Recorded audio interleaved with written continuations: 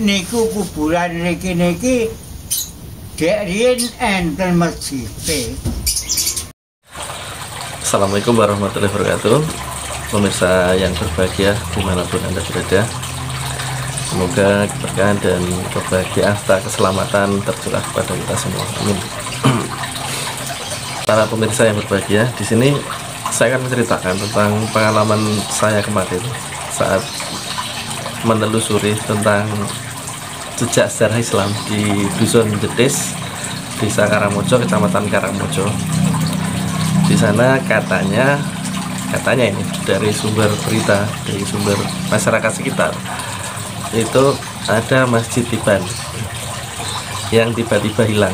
Nah, menarik di sini, kalau yang namanya Masjid Tiban itu berarti yang mendirikan biasanya itu adalah orang luar, tahu-tahu ada masjidnya gitu. Dan di situ diceritakan masjid itu tiba-tiba hilang. Tiba-tiba hilang ini ada dua kemungkinan. Kemungkinan pertama itu bisa berpindah tempat. Yang kemungkinan kedua dihilangkan karena mungkin ada musuh yang tidak mengendaki adanya penyebaran agama Islam di wilayah Gunung Kidul dan di wilayah Nusantara pada umumnya. Contoh saja di Masjid Bayat, Masjid Golong, Kecamatan Bayat. Di sana Sunan Pandanaran ketika datang ke sini itu mencari tempat yang tersembunyi. Kemudian dia setelah pengikutnya kuat, dia baru memindahkan pusat penyebaran Islam itu ke daerah yang ramai atau ke bawah. Nah, mungkin sama dengan yang terjadi di Dusun Jetis, bahwa dia mencari tempat yang tinggi. Masjid itu berada di pemakaman dan tepatnya di sebuah bukit. Di tempat yang tinggi, kemudian menyebarkan Islam di situ, bersembunyi di situ. Ketika dia sudah kuat, mungkin penyebar Islam itu memindahkan pusat penyebarannya ke daerah lain, ke daerah yang lebih ramai penduduknya. Atau kemungkinan yang kedua, yaitu karena ada serangan atau untuk menghilangkan jejak. Dan untuk lebih jelasnya kita lihat videonya. Ini saya berada di kuburan Jetis, sedang mencari salah satu artefak budaya, yaitu tentang sejarah persebaran Islam di Gunung Kidul, tentang bekas ompak Masjid Tiban yang terletak di Dusun Jetis, Desa Karangmojo, Kecamatan Karangmojo. Ini saya sudah bersama Pak Dukuh. Ini masih baru mencari-cari. Menak dongeng niku niki kan kuburan niku dhewe enten masjid. Ning ngomongnya simbah kayak ini.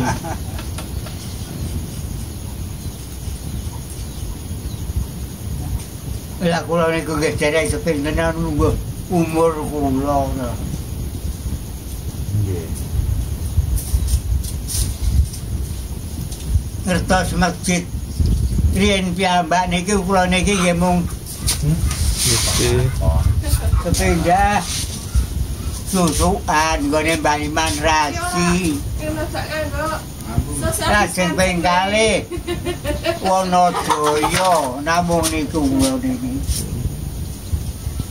Dados nganyen masjid napa niku Tiban niku mboten ngertos kula niku. Lah namung dongeng niku kuburan niki dek riyen enten masjid.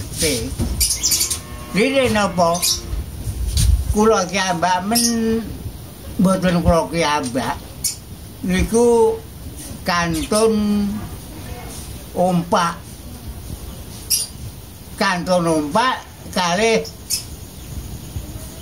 batako anu apa kuwi namung niku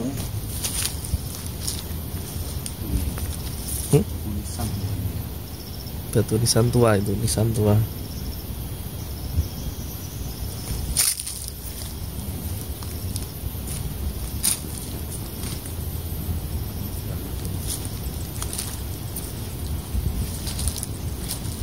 Pak Dukuh Saryo tadi bercerita dulunya itu ada 4 ya, 4, tapi karena pembangunan makam dan lain-lain akhirnya ya beberapa ada yang hilang, bukan hilang tapi ketelengsot. Ini Pak Dukuh Saryo, Dukuh Jedes mau menunjukkan tentang bekas ompak Masjid Iban.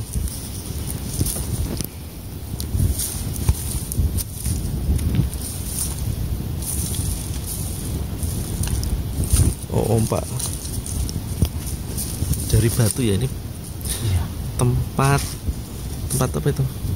Kalau dulu langgar atau musola. Oh, dulu langgar, tapi ini jadikan kuburan. Ompak itu tempat cagak kayu. Landasan cagak itu ompak.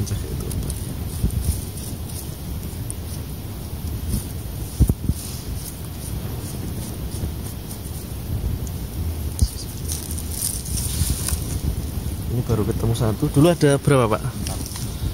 4. Ada 4, cuman dulu karena pembangunan akhirnya banyak yang terpendam. Jadi yang tersisa tinggal 1 ini. Nah, ini tadi sudah kita ketemukan 1 ompak yang diperkirakan itu adalah salah satu ompak dari Masjid Tiban atau musola Tiban, langgar kalau orang dulu. Dan ini saya sudah bersama Pak Saryo, Dukuh Jedes, dan kita tanya tentang kok bisa tahu ini dulu ada langgar atau masjid, itu dari mana sumbernya. Kita tanya sama yang memiliki atau pemangku wilayah Dusun Jedes. Assalamualaikum Pak Saryo. Ya, waalaikumsalam. Yang jelas Sing seru, agak keras ya. Yang jelas gini, berkaitan dengan ompak yang ada di wilayah saya itu dari cerita dan cerita masyarakat yang beredar itu, ompak ini sudah lama ada, dan dulu di sini itu ada langgar atau tempat ibadah, dan masyarakat sekitar ada yang sudah sempat ngaji, sholat di sini dulu. Nah, tiba-tiba yaitu tadi ketika itu ada bangunan, tiba-tiba hilang lagi. Cerita rakyat seperti itu, dan ya tinggallah sisa ompak itu dulunya 4. Nah, sekarang yang tersisa tinggal 1 ini, atau kemungkinan yang 3 lainnya itu ketika ada penggalian akhirnya tertimbun. Ini tadi tentang ompak tadi adalah salah satu bukti sejarah saksi bisu yang tentang persebaran Islam di bumi Gunung Kidul ini. Dan kita sebagai orang Gunung Kidul itu harus tahu sejarah agar kita tahu jati diri kita. Dan orang yang tahu jati diri tentu tidak akan mudah terombang-ambing oleh zaman. Dan jangan melupakan jati diri kita. Kita menghargai apa yang telah diwariskan para leluhur kita. Dan ini Bapak Saryo sebagai dukuh muda di Desa Karangmojo, dia cukup perhatian sekali terhadap sejarah-sejarah atau cerita-cerita rakyat di Dusun Jedes ini. Dan oke, liputan dari saya cukup sekian. Apabila ada salah-salah kata, mohon maaf. Jangan lupa subscribe, like, dan komen. Sekian, assalamualaikum warahmatullahi wabarakatuh. Terima kasih Pak Dukuh.